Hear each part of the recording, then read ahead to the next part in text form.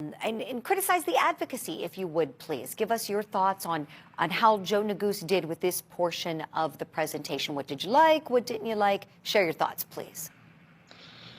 Well, actually, I think the congressman did a good job and focused in on a legal issue that needed to be dealt with. One of the defense arguments is that this violates the First Amendment rights of President Trump. And by focusing in on the foreseeability, I believe the congressman is trying to address the two issues that you have to overcome to punish somebody for what they say, which is the words have to be directed at inciting or producing imminent lawlessness. So I'm glancing down so I quote it right. And they have to be likely to produce such action.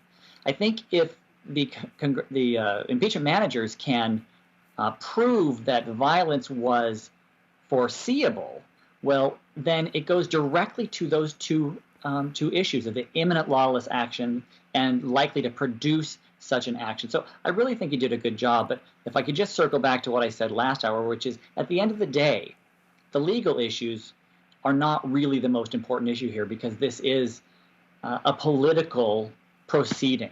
Even the Democrats or the House managers said that in their brief, that this impeachment is a political process, and really the criminal issues and legal issues are left to the courts. So I think he's done a good job. Right. I would agree. They've all been very passionate, I have to say, in terms of the advocacy. We've seen excellent advocacy from these House impeachment managers. They're all lawyers, so they all have experience going in front of juries. And so, yes, in terms of presentation, it's been very thorough.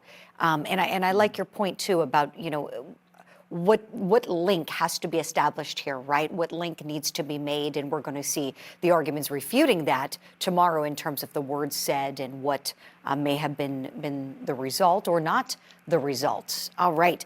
David Fleck, I'm being told we have to take a break, so I want to say thank you to you. Thanks so much for being on the program and giving us your insight and expertise.